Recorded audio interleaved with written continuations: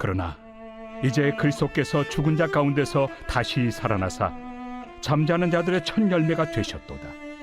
사망이 한 사람으로 말미암았으니 죽은 자의 부활도 한 사람으로 말미암는도다. 아담 안에서 모든 사람이 죽은 것 같이 그리스도 안에서 모든 사람이 삶을 얻으리라.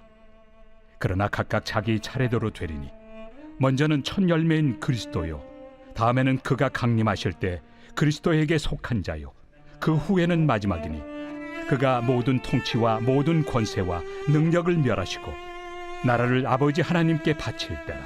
그가 모든 원수를 그 발 아래 둘 때까지 반드시 왕 노릇하시리니 맨 나중에 멸망받을 원수는 사망이니라. 만물을 그의 발 아래 두셨다 하셨으니 만물을 아래에 둔다 말씀하실 때 만물을 그의 아래에 두신 이가 그 중에 들지 아니한 것이 분명하도다. 만물을 그에게 복종하게 하실 때에는 아들 자신도 그때 만물을 자기에게 복종하게 하신 이에게 복종하게 되리니 이는 하나님이 만유의 주로서 만유 안에 계시려 하심이라. 만일 죽은 자들이 도무지 다시 살아나지 못하면 죽은 자들을 위하여 세례를 받는 자들이 무엇을 하겠느냐? 어찌하여 그들을 위하여 세례를 받느냐? 또 어찌하여 우리가 언제나 위험을 무릅쓰리요? 형제들아, 내가 그리스도 예수 우리 주 안에서 가진 바 너희에 대한 나의 자랑을 두고 단언하노니 나는 날마다 죽노라. 내가 사람의 방법으로 에베소에서 맹수와 더불어 싸웠다면 내게 무슨 유익이 있으리요? 죽은 자가 다시 살아나지 못한다면 내일 죽을 터이니 먹고 마시자 하리라. 속지 말라. 악한 동무들은 선한 행실을 더럽히나니 깨어 의를 행하고 죄를 짓지 말라. 하나님을 알지 못하는 자가 있기로 내가 너희를 부끄럽게 하기 위하여 말하노라. 오늘 말씀은 고린도전서 15장 나는 날마다 죽노라입니다. 우리는 계속해서 부활에 대해서 보고 있는데 이렇게나 많이 부활에 대해서 연속적으로 생각해 본 적이 없었던 것 같습니다. 매년 부활절을 경험하고 계란도 많이 먹었지만 정작 부활의 의미가 추상적으로 생각될 때가 참 많더라는 것이죠. 그래서 어제까지 우리의 삶에 부활 신앙이 없을 때의 부정적인 모습들에 대해서 살펴보았습니다. 부활 신앙이 없다면 믿음이 헛것이 되고 죄 가운데 놓이게 되며 이 땅에서 가장 불쌍한 인생이 될 것이다. 이런 이야기를 하게 되었죠. 그렇다면 오늘은 부활 신앙을 가질 때에 끼치는 긍정적인 모습이 무엇인가? 이것에 대해서 우리가 한번 살펴보겠습니다. 먼저 20절을 보니 그러나 이제 그리스도께서 죽은 자 가운데서 다시 살아나사 잠자는 자들의 첫 열매가 되셨도다. 여기서 중요한 표현이 나옵니다. 그리스도께서 잠자는 자들의 첫 열매가 되셨다. 여기에 첫 열매가 나오고 있죠. 우리가 잘 알듯이 성경에서 첫 열매, 처음 것은 어떤 의미가 있었습니까? 그것은 하나님의 것이자 하나님의 소유를 말하죠. 성경에서 처음 난 것은 하나님께 돌리라. 너희는 첫 열매를 하나님께 드리라 라고 말씀하고 있습니다. 이렇게 첫 열매에 숨겨진 의미가 있다면 두 가지가 있는데 한 가지는 대표성을 갖고 있다는 것과 또 다른 한 가지는 대체성을 갖고 있다라고 말할 수 있습니다. 이렇게 말하면 어렵기 때문에 쉽게 얘기하면 우리가 드리는 11조를 생각하면 이해가 빠릅니다. 11조의 원래 의미는 숫자적인 의미에서 10분의 1을 드린다는 의미가 아니죠.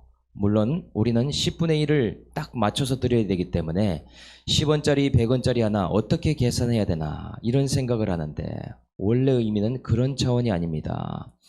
만약에 11조가 산술적인 의미로 10%를 의미한다면 어떤 일이 생기는가?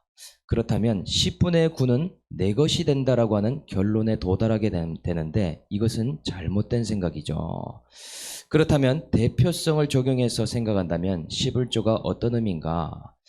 산술적으로나 숫자적으로 10분의 1조만 한 것인데 10분의 10의 대표가 11조가 되는 것이죠. 그래서 11조만 대표로 드려도 모든 것을 드린 것과 같고 이것을 하나님께서 모두 다 받은 것으로 인정해 주신다. 이것이 11조의 의미입니다. 그렇다면 또 다른 특징, 대체성은 도대체 무엇인가? 그것은 10분의 9의 관점에서 이야기할 수 있습니다. 나머지 9 또한 결과적으로 하나님께 드리지 않았지만 어떻게 생각하게 되는 것인가? 10분의 9 또한 11조와 똑같이 내 뜻대로 내 마음대로 사용하지 않겠다라는 의미가 되는 것이죠. 10분의 1을 하나님께 드린 것처럼 9 또한 주님이 기뻐하시는 곳에, 하나님이 원하시는 곳에 내가 사용하겠다. 10분의 9가 11조를 대체하는 개념이 되는 것입니다. 1이 대표했다면 9는 동일하게 1과 같이 대체한다. 이런 의미를 말하는 것이죠. 새벽 기도도 마찬가지지 아닙니까? 이것이 무엇을 의미하는 것인가? 하루의 첫 시간을 드리는데 숫자상으로는 1시간 정도밖에 되는 시간이지 않지만 오늘 하루의 시간을 다 드린 것과 같은 대표성의 고백인 것입니다. 우리가 그런 믿음으로 드리면 주님이 오늘 하루를 전체를 받아 주시더라는 것이죠. 이 새벽 1시간을 제외한 다른 시간은 또 대체하게 되지 않습니까? 하나님, 이 새벽 시간만이 아니라 나머지의 시간도, 오늘 하루의 24시간도 내 생각대로, 내 욕심대로 살지 않겠습니다. 주님의 뜻대로 살겠습니다. 대표성의 고백으로 나머지 시간까지 대체하게 되는 것이다 라고 말할 수 있습니다. 그렇다면 오늘 본문으로 다시 돌아와서 그리스도가 첫 열매가 되었다는 뜻은 무엇인가? 마찬가지로 모든 인류를 대표하고 대체한다는 의미가 된다라는 것이죠. 그것에 대해서 구체적으로 21, 2절에 나오고 있습니다. 사망이 한 사람으로 말미암아 죽은 자의 부활도 한 사람으로 말미암는도다. 아담 안에서 모든 사람이 죽은 것 같이 그리스도 안에서 모든 사람이 삶을 얻으리라. 아까 이야기했던 대표성의 원리가 같은 것이죠. 아담 한 사람으로 인해서 원죄가 들어왔는데 모든 인간의 대표이기 때문에 그것이 인류 전체의 죄의 문제가 되었다라는 사실입니다. 그래서 우리가 즐기고 즐긴 죄성을 가진 이유가 무엇인가? 아담의 원죄가 동일하게 우리에게 적용되기 때문이죠. 뱀과 사탄에게 꿰물 잘 당합니다. 하나님께 불순종하는 것이 매 한 가지입니다. 그리고 죄를 짓고 낯을 피하여서 두려움을 가진 이 죄성, 지금 우리에게도 똑같이 흐르고 있다는 사실이죠. 그렇기 때문에 하나님이 택하신 방법이 무엇인가? 또다시 인류를 대표할 둘째 아담을 보내셨다라는 이야기를 하고 있습니다. 둘째 아담이 누구입니까? 바로 예수 그리스도시죠. 첫째 아담과 둘째 아담의 공통점이자 특이점이 두 가지가 있습니다. 이 두 아담은 남녀의 관계를 통해서 난 점이 아니라는 점 한 가지와 육신으로 나기 이전에 먼저 성령으로 났다라는 점, 이 점이 이 두 아담의 공통점이라는 사실이죠. 첫째 아담도 남녀의 난자와 정자로 난 것이 아니라 흙으로 창조받았고, 둘째 아담 예수님도 마리아와 요셉의 관계가 아닌 동정녀인 마리아에게서 났습니다. 또 두 번째 특징이 어떤가? 아담이 생명이 되기 전에, 사람이 되기 전에 하나님의 생기가 먼저 들어가게 되었죠. 예수님도 먼저 수정되기 전에 성령으로 잉태되었다. 모든 사람 모두가 남녀의 관계를 통해 태어나고 이후에 성령을 받았지만 이것이 아닌 사람은 이 둘밖에 없더라는 것이죠. 그래서 우리는 예수님이 우리의 죄만 씻어주러 왔다라고만 착각을 하지만 그것이 아닙니다. 둘째 아담 그리스도로 인해서 우리에게 죄를 이기는 승리의 길이 열렸고, 죽어도 살고 무릇 살아서 영원히 살 수 있는 부활의 산길이 열렸다는 사실을 잘 모르더라는 것이죠. 인간으로서 죄를 이긴 자가 없으되 그리스도가 이겼기 때문에 우리의 신앙 가운데에 죄와 사망에서 이길 수 있는 부활의 놀라운 능력을 가지게 되었다. 이 예수가 있는 자는 죄와 사망의 권세까지도 꺾을 수 있게 되는 그러한 기적이 일어난다는 것이죠. 이렇게 부활의 길이 열렸는데 부활에 참여하는 순서에 대해서도 이야기합니다. 23, 4절에 먼저는 첫 열매 되신 그리스도가 부활을 이미 하셨고, 다음은 그가 강림하실 때에 그리스도에게 속한 자들이 부활을 하고, 그리고 마지막은 모든 통치 권세 능력을 멸하시고 나라를 아버지 하나님께 바칠 때라. 요약해보면 이렇습니다. 부활의 첫 열매는 그리스도고, 그 다음에 부활을 참여할 자들은 그리스도를 믿는 우리들이며, 마지막은 나라, 곧 하나님 나라의 부활을 말하고 있습니다. 믿는 자들의 부활 시기가 언젠지를 말해주는데 그가 강림하실 때, 이것은 예수님이 재림하실 때를 얘기하죠. 예수님이 재림하실 때 모두가 육신까지도 입고 부활에 다 참여하게 된다는 이야기를 합니다. 생각해보면 예수님이 처음 오셨을 때는 점과 같은 모습, 종과 같은 모습으로 오셨죠. 새끼 나귀를 타시고 예루살렘에 입성하시면서 낮고 천한 모습으로 오셨습니다. 바로 세상 죄를 지고 가는 어린 양의 모습이었죠. 그런데 재림할 때 모습은 정반대입니다. 예전에도 제가 강림이라는 단어, 파루시아라는 단어로 설명을 했는데 이것은 황제의 방문이라고 말씀드리지 않았습니까? 로마 황제가 식민 도시를 방문할 때 아무런 언지 없이 예고 소리 소문 없이 들이닥치는데 그 모습이 장관이더라. 장엄한 행렬과 웅장한 군사들을 데리고 그 도시를 한순간에 포위하게 되는 모습, 그것이 파루시아라고 했습니다. 그처럼 예수님이 다시 오실 때에는 자기에게 속한 자들은 부활의 능력으로 살리시는데 모든 권세와 모든 영광과 모든 존귀를 받으시기에 합당한 모습, 사자와 같은 모습으로 나타나시더라는 것이죠. 그때는 지금 내 옆에 있는 남편이 아니라 영원한 남편이 있으니 이 예수 그리스도가 우리의 신랑이 되시더라는 것이죠. 우리의 영혼이 여성성을 갖고 있기 때문에 모두의 신랑이 바로 예수님이 되신다라는 사실입니다. 25절 6절에 보니까 그가 모든 원수를 발 아래에 둘 때까지 반드시 왕노릇을 하고 맨 나중에 멸망받을 원수는 사망이니라. 어떻게 예수님께서 왕노릇을 하고 사망이라는 원수까지도 발밑에 두게 되시는 것일까? 예수님이 만약 십자가에서 죽기만 했다라고 가정한다면 그렇다면 이것은 이해하기가 쉽게 됩니다. 십자가에만 죽었을 때에 우리의 죄의 결과로 죽으신 것이기 때문에 속죄까지만 가능하게 됩니다. 그것이 바로 십자가의 복음이죠. 이것 또한 반쪽 복음입니다. 예수를 믿으면 죄는 가까스로 용서받아도 사망의 권세를 이길 수 없는 상태가 되더라. 부활은 없게 된다는 것이죠. 그런데 어떻게 하셨는가? 3일 만에 죽음 가운데서 부활하시면서 사망을 이기셨죠. 마지막 때가 되면 모든 믿는 자들은 속죄만 겨우 받는 것이 아닙니다. 우리 모두가 죽음 아래 있는 것이 아니라 사망을 밟고 그 위에 서게 되더라. 사망에서 승리하게 되는 놀라운 부활의 능력을 모두가 체험하게 된다라는 사실입니다. 그리고 27, 8절에 내용이 길지만 간단히 요약한다면 하나님께서 예수 그리스도를 부활시키시고 보좌 우편에 앉으셨을 뿐만 아니라 그에게 통치권을 주셨다라는 이야기를 합니다. 그리스도께서 하나님의 아들로서 아버지 하나님의 권세를 위임받아 원수와 사망까지도 물리치고 하나님의 영광을 나타내게 될 것이다. 이런 이야기를 간략히 할 수 있습니다. 그래서 이 첫 단락을 우리의 삶에 좀 적용해 본다면 우리가 십자가 복음과 부활의 복음 각각을 적용해 볼 수 있겠죠.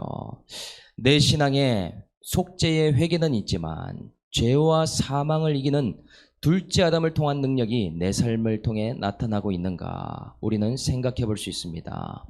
부활의 복음과 부활의 신앙이 없다면 경건의 모양은 있는 것 같지만 경건의 능력이 없는 것과 같죠.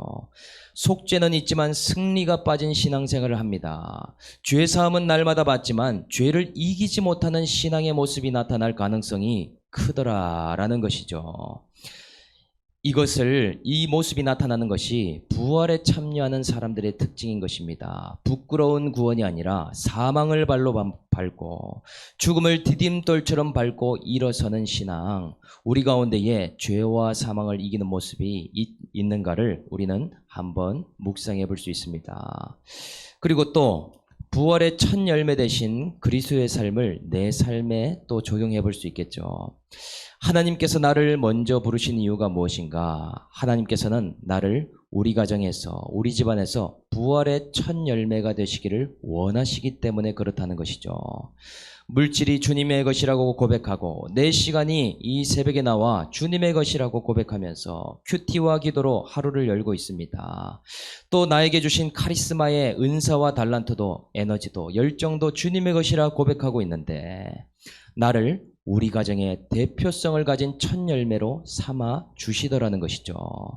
십자가의 고난도 사명도 있지만 곧 부활신앙을 가진 영적인 대표성을 가진 자로 우리를 살게 하십니다.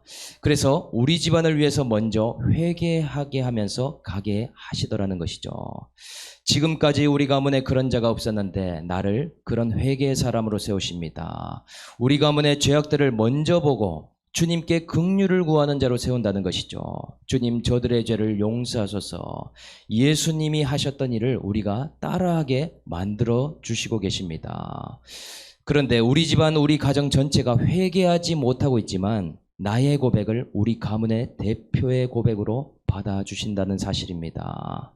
목장이든 직장이든 공동체든 마찬가지입니다. 나에게 믿음을 주시고 나를 그 자리에 보내신 이유가 무엇인가? 내가 너를 보고 그 단체를 이해하겠다. 내가 너를 대표로 삼고 너의 고백을 전체의 고백으로 받아들이겠다. 하나님은 그렇게 생각하신다라는 것입니다. 직장에 믿는 사람 하나 없는데 왜 나를 보내셨습니까? 가정에 말씀 듣고 가는 자가 없는데 왜 나를 말씀 듣고 가게 하고 계신가? 소돔과 고모라에 의인 한 사람을 보시는 것처럼 마찬가지로 나를 주목하신다라는 것이죠. 불신자들을 구원의 계획 가운데 끊임없이 부르시지만 주목하시는 것은 바로 첫 열매인 바로 우리들이라는 사실입니다.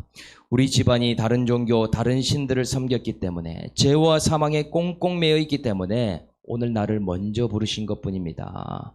예수 믿게 하심으로 부활의 첫 열매의 자리에 서라고 내가 너 하나의 고백을 받고 다 받은 것처럼 여기겠다. 너의 회개를 통해서 너의 가정이 회개하는 것으로 삼겠다 하시는 말씀을 오늘 하시더라는 것이죠.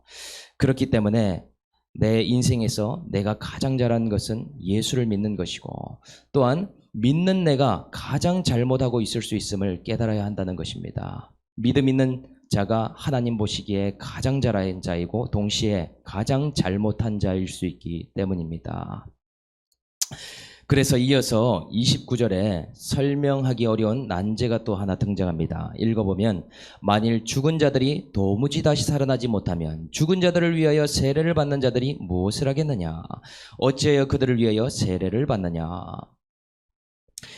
여기에 신학적인 난제로 나오는 대목이 있는데 죽은 자들을 위하여 세례를 받는 이상한 관습에 대해서 말하고 있습니다.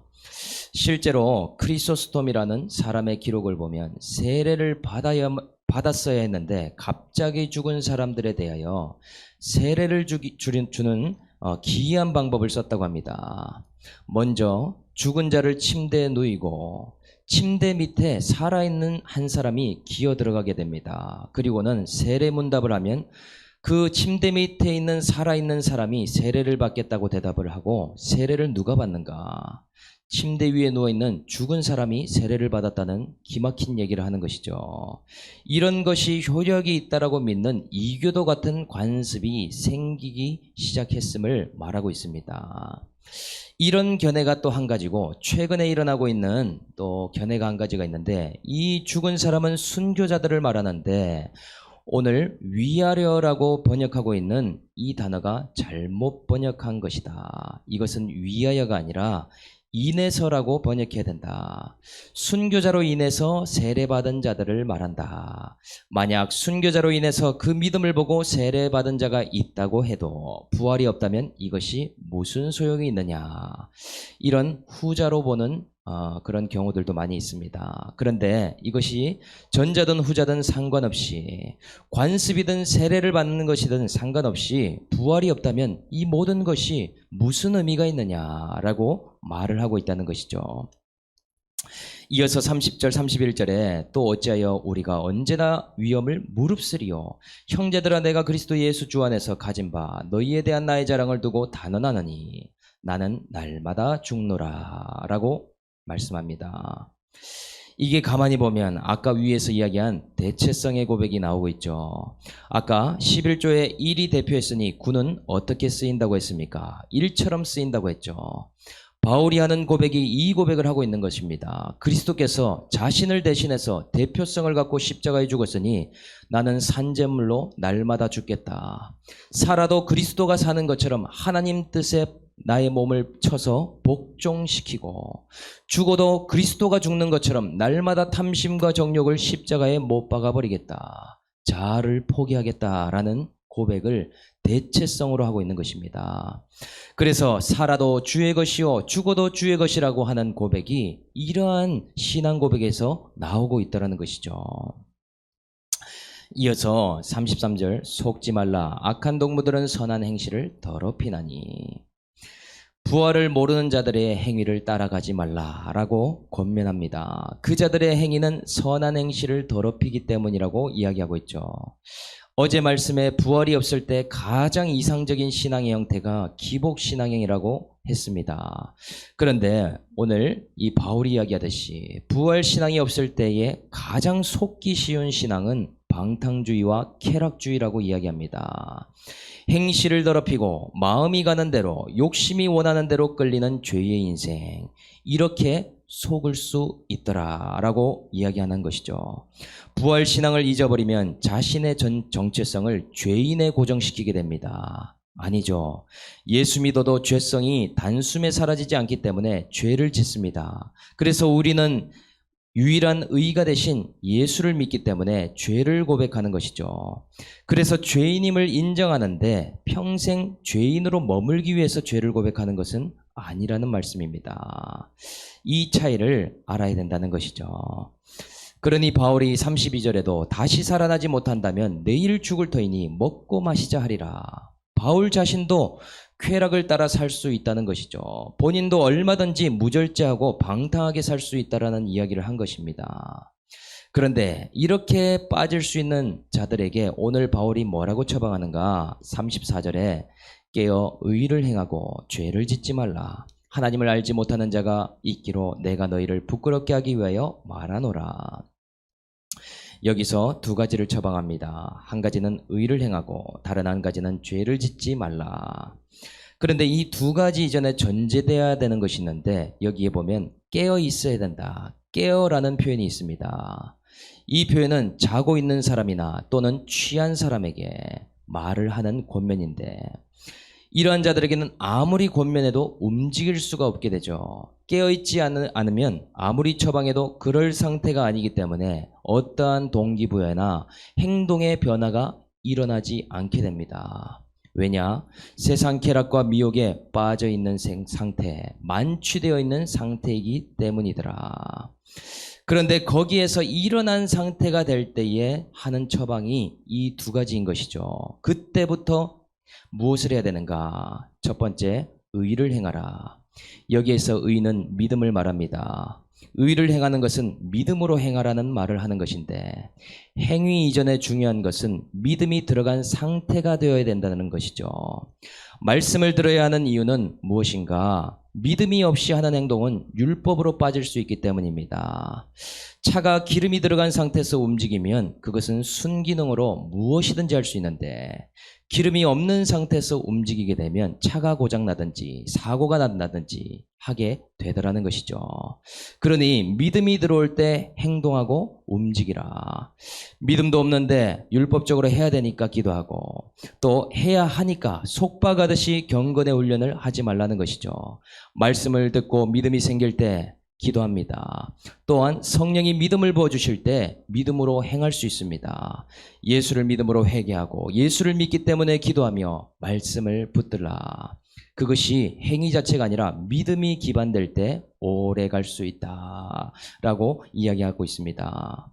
그리고 두 번째는 죄를 짓지 말라. 죄를 멀리하고 죄를 미워하라 라고 이야기하고 있습니다. 의는 가장 거룩한 예수를 가까이 하는 것이라고 하면 죄는 가장 인생에서 더러운 것들을 멀리하라라고 하는 것입니다. 그 사람이 가까이 하는 것이 곧 정체성이 되기 때문이죠. 죄를 자꾸만 가까이 하면 주님과 멀어지게 됩니다. 자꾸 주님과 가까이 하고 말씀을 가까이 하면 죄와 멀어지게 되어 있습니다.